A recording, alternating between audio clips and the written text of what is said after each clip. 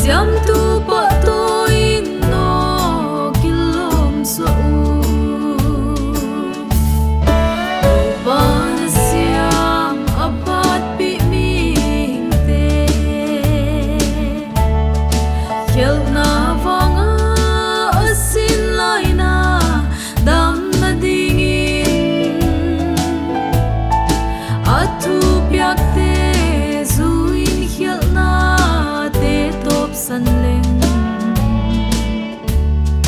hon ngai dam min ni gam u dam dingi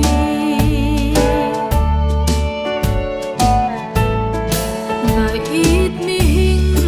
mi ta mu thei lo wa man pha til thon pya khin na hoi khi siang le hun hoi te na de dan le siang tho azang dingin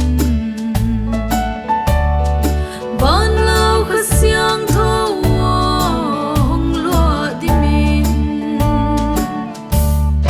tu ban siam apat pi ming te khel na vanga asin lai na dam na dingin athu pyak te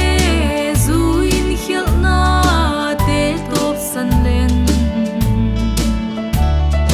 hon